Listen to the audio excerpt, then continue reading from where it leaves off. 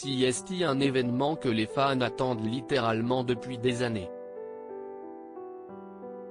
Ce jeudi 27 mai 2021, Friends s'apprête à faire son grand retour dans un épisode spécial intitulé Friends, The Reunion.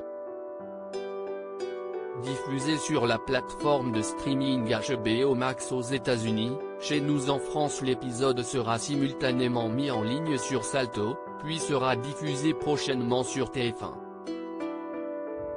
À l'occasion du comeback événement de la série, les 6 acteurs principaux ont accordé une interview à James Corden, qui a découvert de croustillantes anecdotes sur ses invités.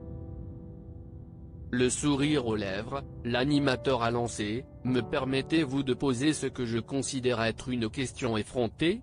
Puis, James Corden a posé la question que se posent tous les fans, est-ce que les acteurs et actrices ont eu des histoires d'amour derrière les caméras? Jennifer Aniston a alors pris la parole, et a répondu l'air embarrassé, « Eh bien. Je veux dire, David ?»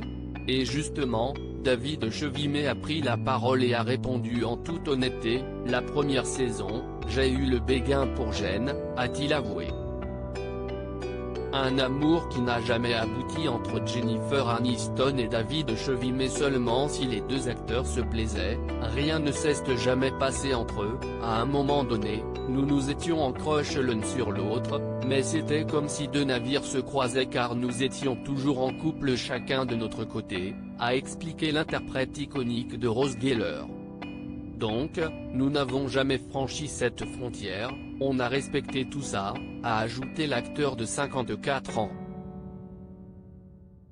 À l'époque, l'interprète de Rachel Green avait même dit à David Chevimet, « Ce serait vraiment nul si la première fois qu'on s'embrasse CST diffusée à la télévision nationale. » Et finalement, le premier baiser des deux acteurs a eu lieu au Central Perk. On a fait passer la tension et l'amour qu'on avait l'un pour l'autre à travers Ross et Rachel, a conclu l'actrice de 52 ans. Voilà donc ce qui expliquerait aussi l'indéniable alchimie des comédiens lors de ce fameux baiser, diffusé dans l'épisode 7 de la saison 2 intitulé Celui qui tombe des nues, le 9 novembre 1995.